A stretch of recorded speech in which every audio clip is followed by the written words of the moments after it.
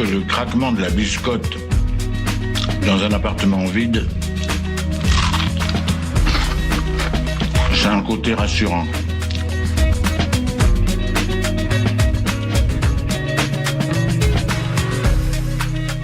Le réveil à l'ouest, de 7h à 8h sur Westrack Radio. Je voudrais une omelette jambon fromage et une wham frite normale. Je suis navrée, nous ne servons plus le petit déjeuner, nous sommes passés à la formule déjeuner. Je voudrais un petit déjeuner.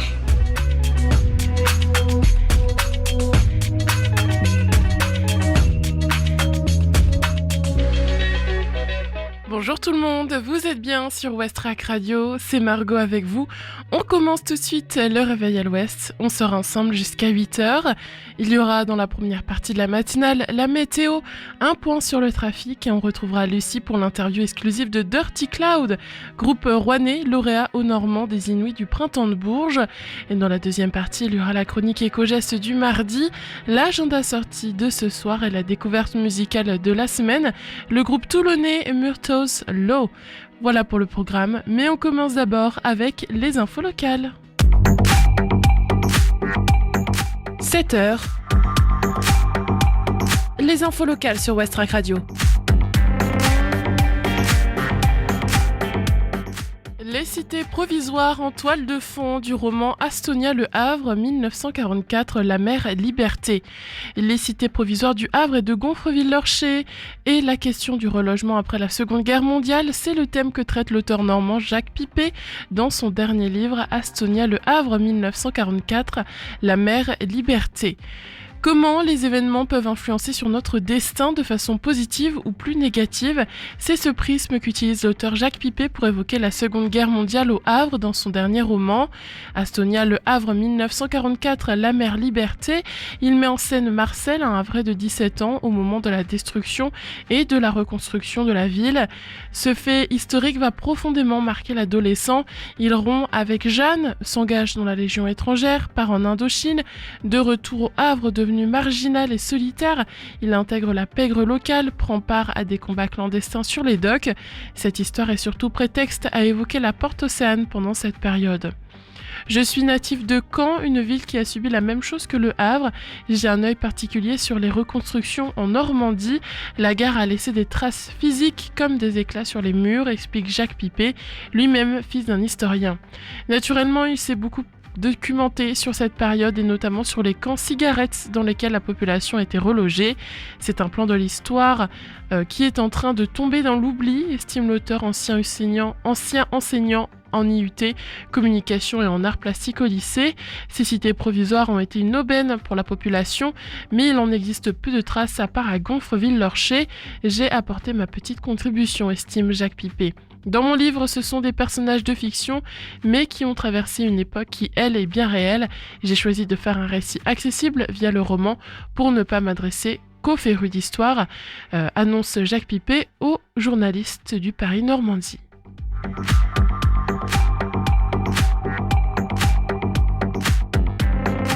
Vacances et IA, Région Lovers, la start-up du Havre qui veut révolutionner les voyages. Les Havrais Claire et Emmanuel Robinson, qui travaillent au développement de leur start-up spécialisée dans le tourisme, ont été mis en lumière par la ville du Havre lors de la cérémonie des vœux aux personnalités. Leur petite entreprise installée à la Cité Numérique compte aujourd'hui 15 salariés. Depuis 2 ans, les Havrais Claire et Emmanuel Robinson travaillent dans l'ombre au développement de Région Lovers, leur start-up spécialisée dans le tourisme. Édouard Philippe les a mis en lumière lors de la cérémonie des vœux aux personnalités. Claire, férue de voyage, elle a parcouru une quinzaine de pays comme la Nouvelle-Zélande, le Sultanat d'Oman ou encore la Slovénie en version road trip.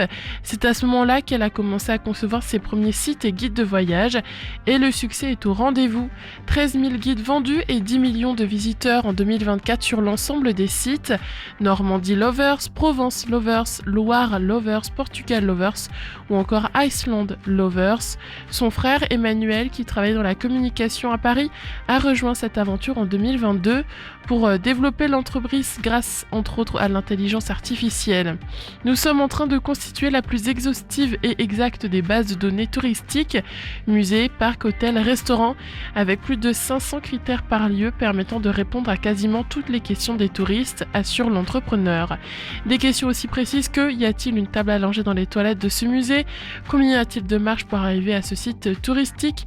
Installé depuis le 1er décembre 2024 à la Cité numérique, Région Lovers compte 15 salariés, dont 6 personnes dont le métier est de voyager en Croatie et en Sicile pour l'année 2025.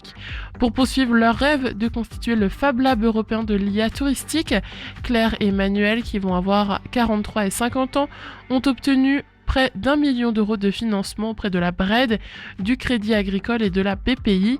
Dans cette aventure entrepreneuriale, nous voulons faire passer l'idée que c'est possible, qu'il faut avoir un petit moment de folie et bien sûr de se donner les moyens, nous rappellent le frère et la sœur.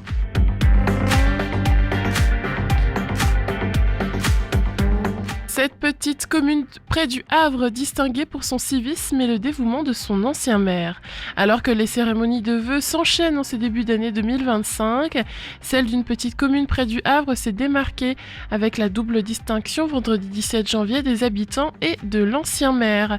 Le village d'Hermeville près du Havre s'est doublement démarqué vendredi soir à l'occasion de la cérémonie des vœux du maire Pascal Lheureux à ses habitants. Le village s'est vu décerner la Marianne du civisme depuis 2007 pour chaque consultation électorale au niveau national. La Fédération nationale des associations d'anciens maires et adjoints de France, la FAMAF, organise un concours de participation électorale. Les communes ayant obtenu les meilleurs taux de participation au niveau départemental et national sont honorées et reçoivent un trophée. Les Hermevillais sont ainsi récompensés pour avoir été nombreux à voter aux récentes élections européennes, législatives et même communales. Le 23 juin 2024, les Hermevillais retournaient aux urnes après la démission de leur maire Daniel Lemel pour des raisons de santé.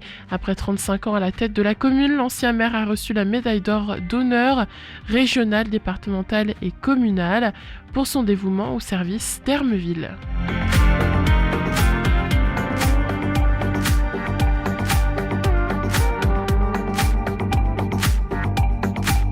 Le Havre métamorphose, une réflexion sur la ville de demain avant un été au Havre. Métamorphose, le rendez-vous de réflexion sur le rôle de l'art dans les transformations de l'espace public, revient pour sa 3e édition jeudi 30 janvier 2025 au Havre. Architectes, designers, urbanistes, philosophes, écrivains viendront échanger le temps d'une journée.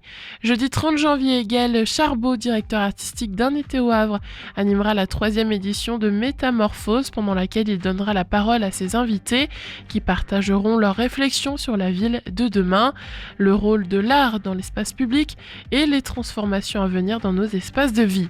Le temps d'une journée, architectes, designers, urbanistes, philosophes, écrivains viendront présenter des projets passés, à venir, voire même utopiques, qui accompagnent et stimulent les développements urbains.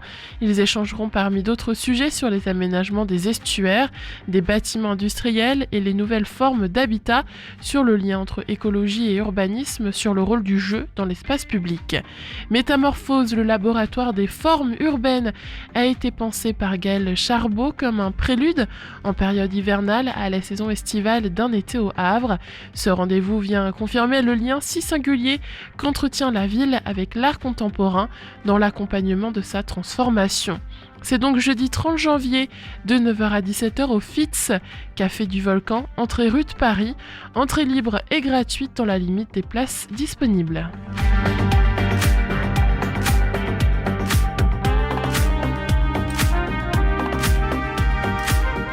Rugby Fédéral 1, le HAC aurait mérité le point de bonus défensif à Barbezieux.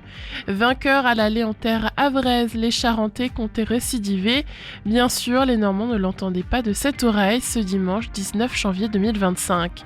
En fait, tout s'est joué à la 70e minute, rageant pour le HAC qui méritait assurément mieux qu'une défaite 20-34. Les Charentais débutaient en force après 3 phases de jeu et une touche gagnée. Shirgatz inscrit inscrivait le premier essai transformé par Melinté, 7-0 à la 3e. Les Havrais répliquaient rapidement. Delay marqué après un groupé pénétrant avec une transformation de Maillard. Berger, le demi de mêlée international belge de Barbezieux, prenait les choses en main, marquant 3 essais à la 22e et à la 28e minute, dont 2 transformés par Melinte. Maillard limitait les dégâts pour le Hack avec 2 pénalités, mais les locaux menaient à la pause 24-13. Au retour des vestiaires, le match s'équilibrait. Les Havrais reprenaient espoir grâce à Gval Dazé, qui marquait après un groupé pénétrant transformé par Adazinic. Mais Barbezieux répondait immédiatement. Napti récupérait une chandelle et lançait Berlato pour un nouvel essai transformé par Melinté, 31-20 à la 70e. En fin de match, Melinté ajoutait une pénalité sous les poteaux pour sceller la victoire, 34-20. Vili Ordila, l'entraîneur du Hack, raconte « C'est frustrant, nous espérions ramener au moins 1 point, mais Barbezieux mérite sa victoire. La 70e minute a été le tournant du match. »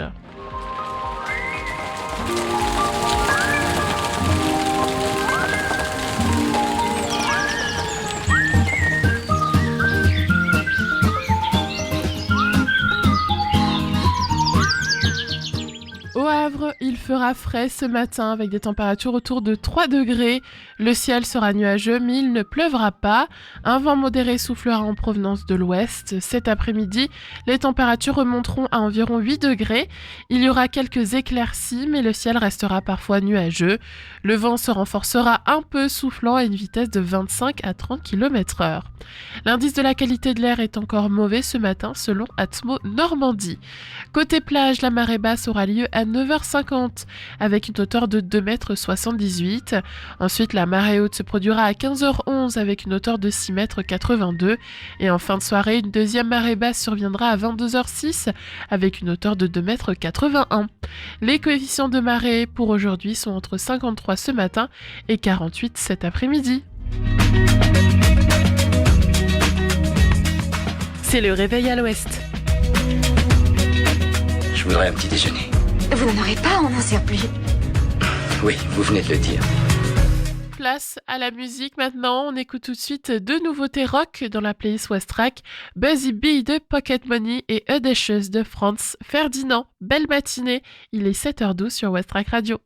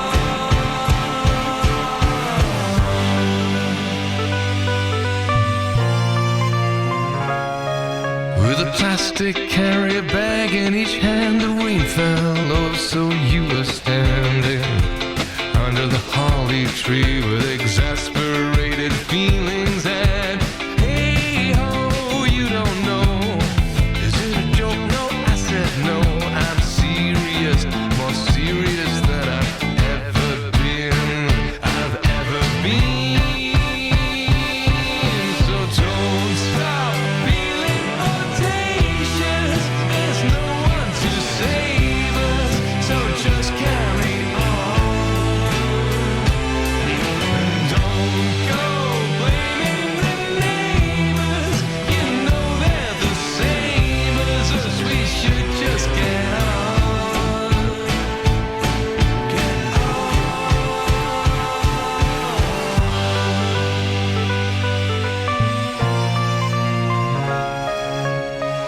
Did you ever get the feeling that your world has come undone? No revealing of a reason to carry on.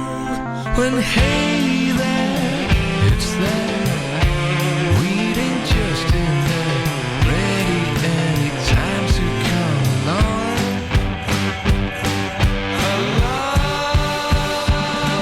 So don't stop feeling audacious. The unknown and the famous, they say just carry on. No, that's just us to save us. Forget any favors. We should just get on. C'était Franz Ferdinand à l'instant sur West Track. Je vous propose de faire désormais un point sur l'état de nos routes.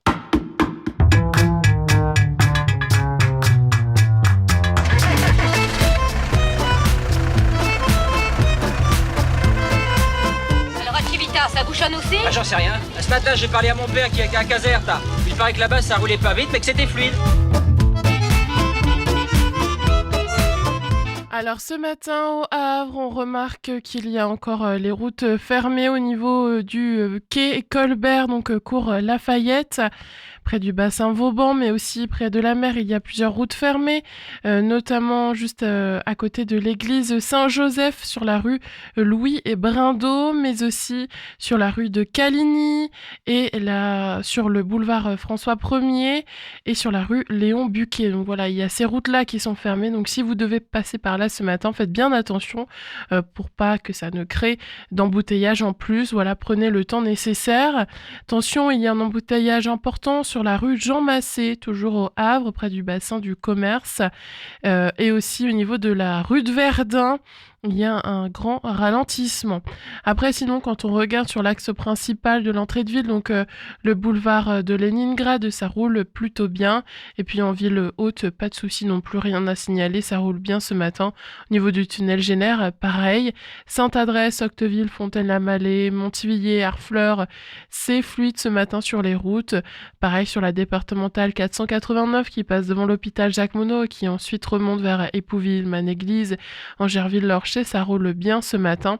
Attention tout de même, puisque à cause du brouillard, il y a de forts ralentissements sur la départementale 925 aux alentours de Vergetot.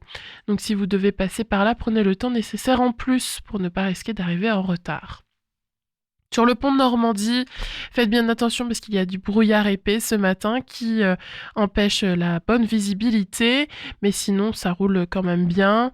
Faites attention et réduisez votre vitesse. Au niveau du pont de Tancarville maintenant, c'est autre chose. Il y a toujours du brouillard aussi de ce côté-là et en plus un embouteillage important sur toute la durée du pont.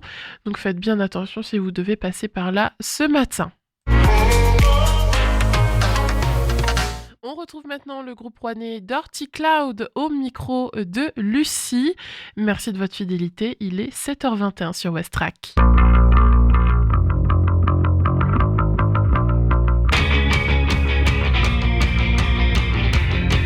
Vous êtes sur West Track avec l'interview exclusive concernant les artistes sélectionnés pour le tremplin des Inouïs. Et aujourd'hui, je suis avec Dirty Cloud. Salut Dirty Cloud, merci d'être avec nous aujourd'hui. Salut. Bonjour. La première question qui me brûle les lèvres, si vous deviez expliquer à un extraterrestre ce que vous faites comme musique, qu'est-ce que vous lui diriez ? On fait de la musique rapide et énergique, j'imagine. Avec, je sais pas, des parties un peu mélodiques et des trucs énervés. Ok. Alors votre nom c'est Dirty Cloud. Je trouve que ça sonne comme une image assez forte. Il y a un contraste entre quelque chose de pur et un peu chaotique. Vous me dites énervé pour la réponse à la première question, donc je pense qu'on va partir sur ça. Pour vous, c'est cet univers qui se reflète un petit peu ce côté pur, chaotique, énervé ? Oh oui, je pense qu'on peut dire ça. Dans la multitude d'influences qu'on a au quotidien et par lesquels on s'inspire pour notre musique. C'est des trucs très variés qui vont vraiment toucher à plein de genres musicaux différents. Vous avez été sélectionné pour participer à la présélection régionale des Inouïs. Quand vous avez appris la nouvelle, ça vous a fait quoi ? C'était une surprise ? Vous étiez content ou du coup vous êtes mis direct au boulot en mode logistique pour la suite et pour cette prochaine étape au Havre des auditions le 1er février ? On était super contents parce que c'est notre première occasion de vraiment jouer au Tetris. On avait fait plusieurs dates au Havre, notamment devant ou une salle qui est à côté du lieu, mais jamais dedans. Et je pense que c'est une bonne occasion de se montrer et même les Inouïs...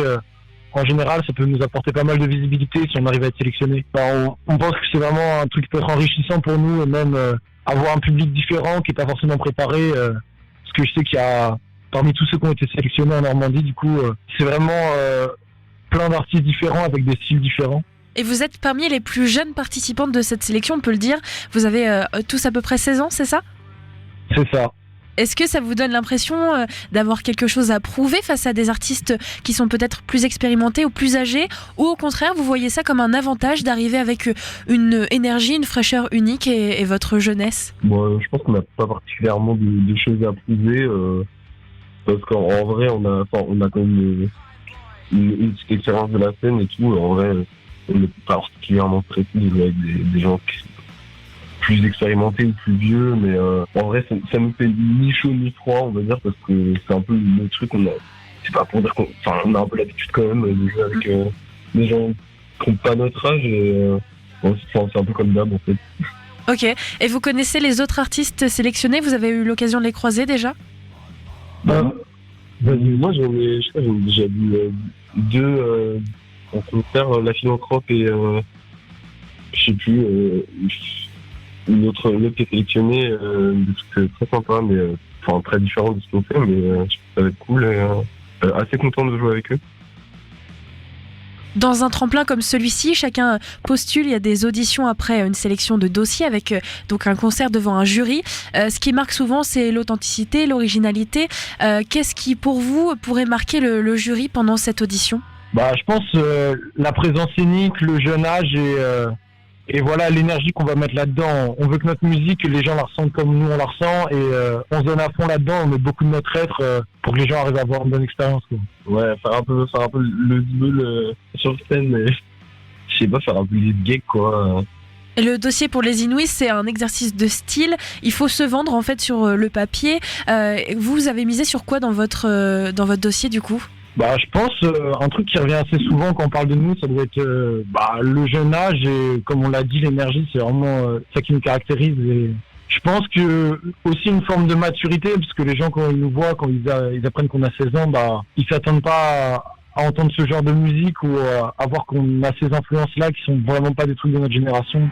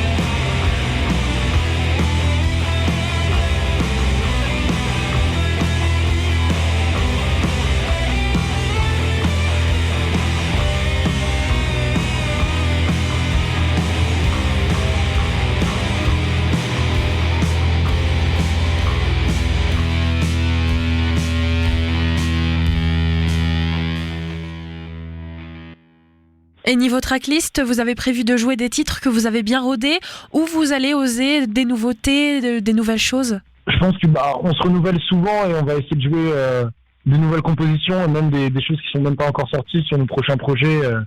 Il y a un disque qui est déjà en préparation là du coup, mais je pense qu'on en reparlera un moment. Et oui voilà, on va faire un mélange de tout ça. On va jouer des morceaux qu'on connaît et que s'il y a un public qui est là pour nous, les gens connaîtront. Et aussi des trucs nouveaux. On se réinvente en permanence et on essaie de varier à chaque fois notre son pour créer un truc un peu inédit quoi. Après ces auditions, il va donc y avoir une sélection des artistes. Au bout du chemin, c'est une possible place pour le Printemps de Bourges. Vous avez déjà une idée de ce que vous aimeriez faire si vous montez sur cette grande scène mythique ? Vous avez un projet un peu fou qui vous trotte en tête ou vous vous dites on attend de voir sur le moment ? En vrai, je crois qu'on attend un peu de voir sur le moment parce qu'on n'a pas particulièrement de choses en tête pour faire sur une grosse scène comme ça. Et je pense qu'on va juste faire comme on a l'habitude dans des petits bars, mais sur une grosse scène. Et parce que pour nous, en vrai, je pense qu'on met en vrai la même intention et la même énergie à jouer dans des trucs qui peuvent accueillir 50 personnes que des grandes salles comme ça, des grandes scènes. On imagine qu'il y a un équilibre à trouver entre préparer ce tremplin, continuer à avancer dans vos projets et puis du coup le lycée. Comment vous gérez ça en ce moment ? Vous êtes à fond sur l'audition ou du coup vous nous parlez d'un disque qui est en préparation ? Vous continuez à bosser sur des créations à venir ? Même si c'était pas toujours simple, on a réussi à équilibrer tout ça, c'est-à-dire à éviter l'échec scolaire et à la fois nous investir à fond dans la musique parce qu'au fond c'est un peu ça qui nous fait vibrer et c'est vraiment ça qu'on a envie de transmettre. C'est un truc qui nous fait vivre chaque jour et franchement on se donne à fond là-dedans. Ces auditions, c'est l'occasion parfois d'être repéré par des plus grands noms. Il y a vraiment en effet le Printemps de Bourges à la clé, mais pour beaucoup d'artistes, c'est déjà un tremplin en lui-même du fait d'être sélectionné. Si on prend un peu de recul, qu'est-ce que vous espérez retirer de cette aventure en général, que vous soyez sélectionné ou pas ? Est-ce que c'est de la visibilité, un tremplin vers d'autres scènes ou d'autres opportunités ? Je pense que ce qu'on espère retirer de cette aventure, en vrai, c'est déjà plus d'expérience de live, ne serait-ce que le tremplin. Ça va nous donner en vrai littéralement de l'expérience des scènes comme ça, des smacks, etc. Et même travailler avec des gens qui s'y connaissent dans le son, qui peuvent nous faire des beaux trucs, machin, le même niveau de lumière, tout ça. Et en vrai, ce qu'on espère en tirer, c'est quand même pouvoir faire plus de concerts en dehors de Rouen et de l'expérience globalement. Faire découvrir notre musique au plus de gens possible et essayer qu'ils la comprennent comme nous on la comprend. Et à côté de ça, oui, c'est vrai, pas mal de visibilité, mais je pense qu'on y va quand même très préparé. Et c'est pour ça on y consacre beaucoup de temps au tremplin, mais on a déjà joué dans des salles de taille similaire, mais du coup là, c'est une expérience de plus et voilà, être entouré de professionnels, ça peut que être enrichissant. Ouais, on fera comme d'habitude, on ne changera pas tout ça. Et on décidera de faire les gays. Vous avez un souvenir de votre toute première scène ensemble ? Notre toute première scène, c'était d'être une fête de la musique qu'on a faite à Darnétal, là où on répète, donc chez Maxime et Elliott. Je crois que c'est notre premier concert, c'était un tout petit truc avec pas beaucoup de gens. C'était sympa quoi. On était en 4e, 5e, donc vraiment très jeunes et même ce qu'on a fait à l'époque et ce qu'on fait aujourd'hui, ça n'a aucun rapport, mais encore une fois, on crache pas là-dessus, c'était une super première expérience quand même. Ouais, c'est un bon souvenir, ensemble. Carrément, ouais. Allez, une petite dernière pour la route. Si Dirty Cloud était une météo, ce serait quoi ? Vous seriez quoi ? Plutôt orage ? Je pense qu'on serait genre une météo un peu orageuse avec des brumes et je dirais, des percées de lumière, un truc comme ça. Quelque chose d'électrique, quoi. Ouais, un truc électrique avec une bonne balance, en fait, des trucs un peu plus, des sons un peu plus clairs, des ambiances brumeuses, des percées de soleil à travers parfois des nuages sombres. Merci à vous, on vous souhaite bon courage pour ces auditions donc au 1er février au Havre chez nous au Tetris. On se retrouvera pour un plateau en direct et puis on vous souhaite donc bon courage pour cette préparation. Merci beaucoup. Et à très vite. À une prochaine fois. Au revoir. Au revoir.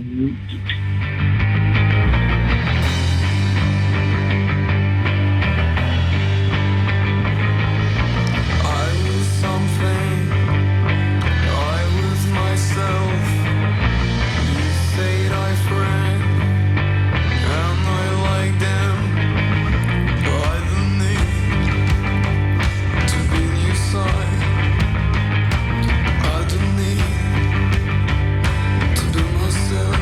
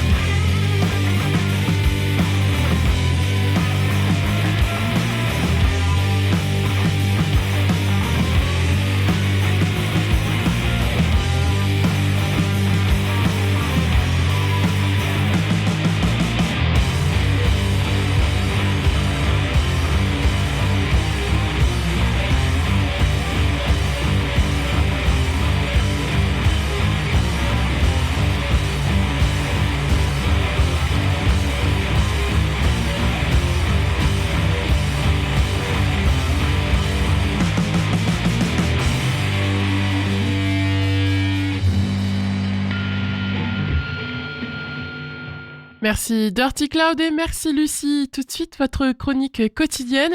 Il est 7h35 sur Westrack Radio.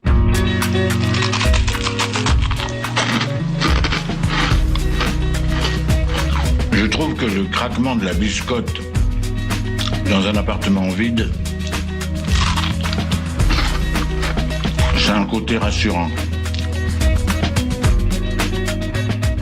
Aujourd'hui, dans cette chronique éco-responsable du mardi, je vais vous partager des astuces pour réduire ses déchets. Petite astuce numéro 1, pensez au compost, une tomate farcie, des trognons de pain, du marc de café, des fans de carottes, que ce soit pour la préparation de délicieux mets ou les restes de votre assiette. Tout ça peut désormais finir jeté dans votre composteur individuel. Ils vont se décomposer et se transformer en un compost de qualité pour votre jardin. Ils peuvent finir bien évidemment dans la poubelle de déchets alimentaires. Et s'ils atterrissent dans une borne de collecte de déchets alimentaires, ils seront dirigés vers une plateforme de compostage où ils se décomposeront de la même manière et formeront un compost qui alimentera les sols desquels pousseront les légumes qui finiront dans votre assiette et ainsi de suite. Astuce numéro 2, c'est très important, mais il faut bien faire attention à trier son verre. Tous les emballages en verre, même cassés, doivent être déposés dans les conteneurs à verre. Collectés, ils seront ensuite orientés vers une usine de recyclage où ils seront fondus pour redevenir du verre.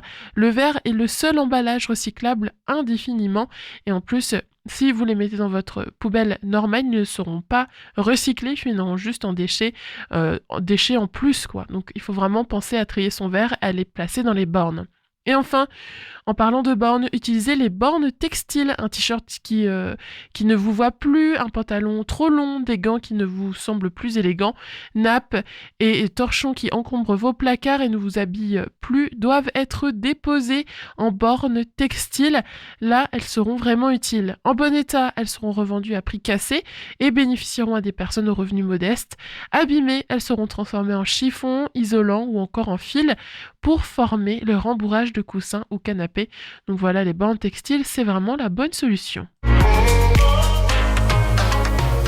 Dans quelques minutes, on va refaire un tour d'horizon des actualités locales au Havre et ses alentours. On écoute avant ça Big Time Nothing de Saint Vincent. C'est une nouveauté pop. De bon début de journée, il est 7h37 sur Westrack Radio, le haut-parleur des Havrais et des Havraises.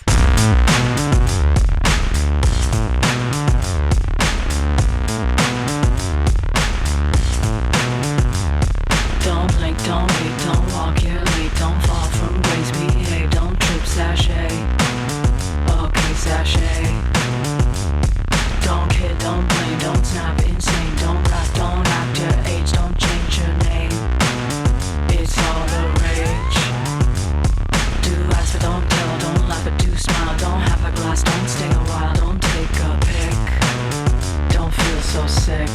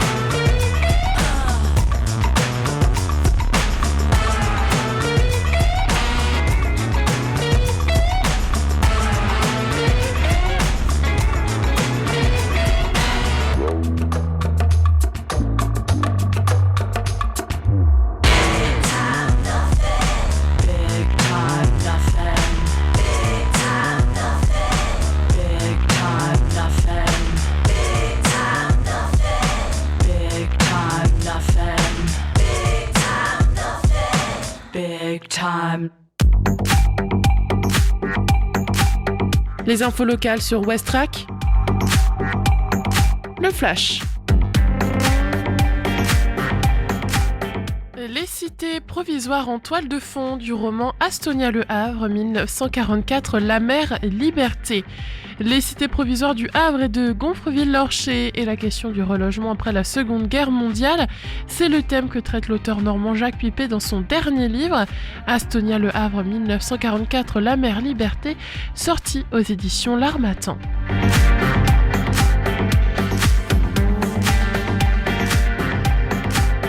Vacances et IA, Région Lovers, la start-up du Havre qui veut révolutionner les voyages. Les Havrais Claire et Emmanuel Robinson, qui travaillent au développement de leur start-up spécialisée en le tourisme, ont été mis en lumière par la ville du Havre lors de la cérémonie des vœux aux personnalités. Leur petite entreprise installée à la cité numérique compte aujourd'hui 15 salariés.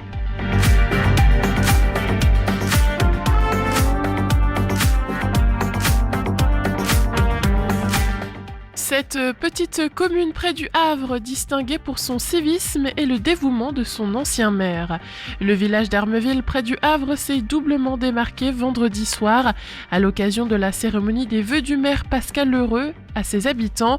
Le village s'est vu décerner la Marianne du civisme après 35 ans à la tête de la commune.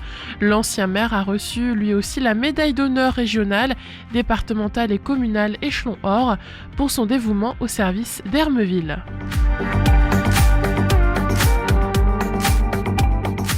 Le Havre Métamorphose, une réflexion sur la ville de demain avant un été au Havre. Métamorphose, le rendez-vous de réflexion sur le rôle de l'art dans les transformations de l'espace public, revient pour sa 3e édition jeudi 30 janvier 2025 au Havre.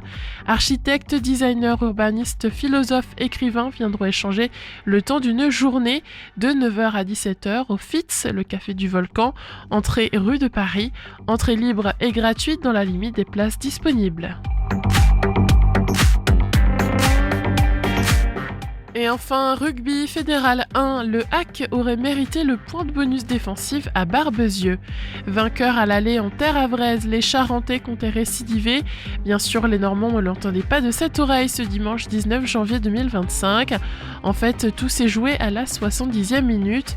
Rageant pour le HAC qui méritait assurément mieux qu'une défaite 20-34.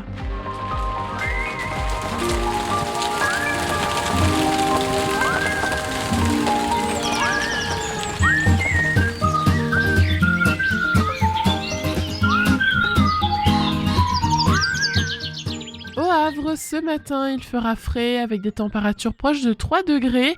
Le ciel sera nuageux, sans pluie et un vent modéré soufflera de l'ouest. Dans l'après-midi, les températures atteindront environ 8 degrés. Des éclaircies feront leur apparition. Bien que le ciel demeure partiellement nuageux, le vent se renforcera légèrement, soufflant à 25-30 km/h.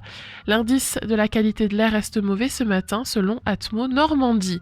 Concernant les marées maintenant, la marée basse se produira à 9h50 avec une hauteur de 2,78 m. La marée haute aura lieu ensuite à 15h11 atteignant 6,82 m. Une deuxième marée basse surviendra en soirée à 22h06 avec une hauteur de 2,81 m. Les coefficients des marées varieront entre 53 ce matin et 48 cet après-midi. Je vous propose maintenant de partir à Dublin avec Figment de Melts, sorti l'année dernière, 7h44 sur Westrack.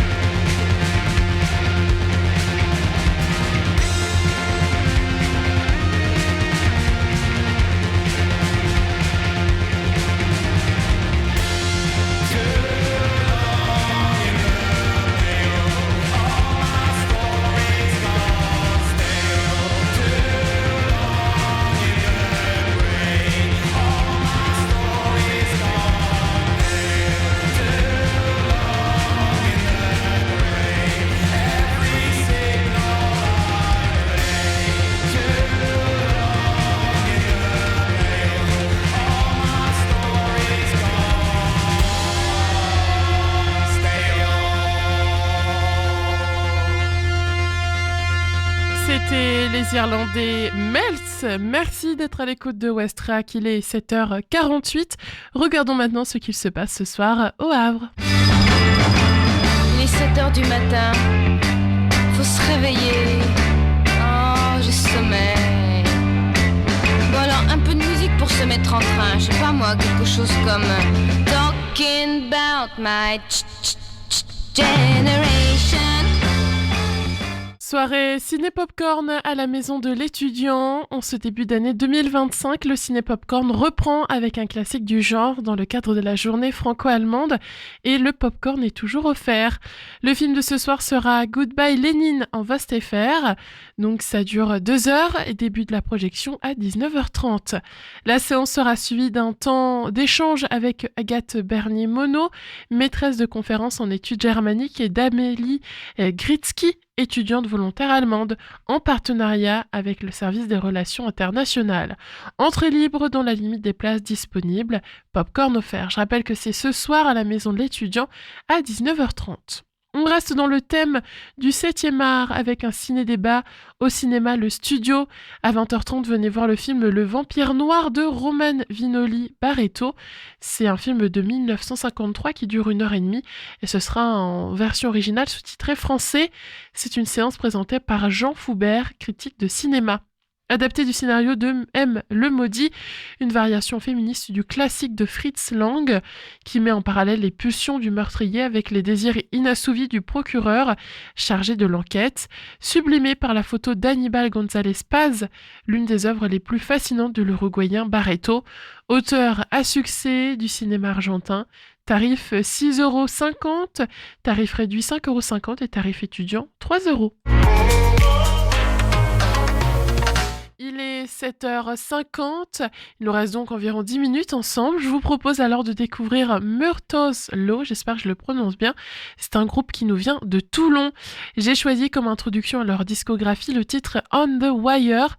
Ça nous donnera un petit avant-goût de ce qui nous attend cet après-midi, car Lucie vous présentera en détail No More Typewriters, leur nouveau projet. Allez, bonne écoute, c'est la découverte musicale Ferrarock de la semaine. Westrack et la Fédération des radios associatives Musiques Actuelles, la Ferrarock, vous partagent la découverte musicale du jour.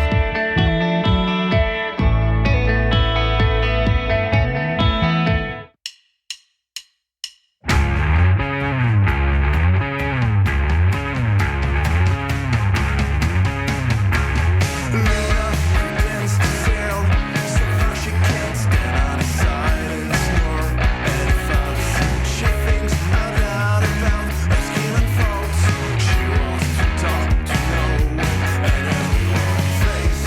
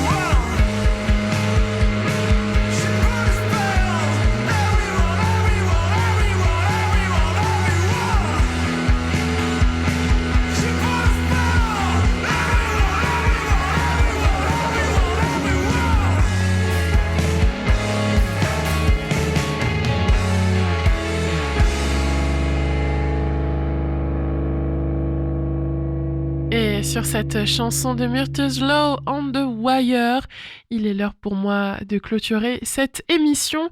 Le Réveil à l'Ouest revient demain de 7h à 8h. Et puis moi, je ne vous dis pas au revoir tout de suite car je serai de nouveau à vos côtés cet après-midi de 14h à 17h. Dans quelques minutes, il y aura le journal national et international. Puis Camille prendra le relais jusqu'à midi. Allez, je vous dis à bientôt. C'était Margot avec vous ce matin. Passez un bon début de journée. On se retrouve très vite. Je vous laisse désormais avec Sometimes de Social Dance.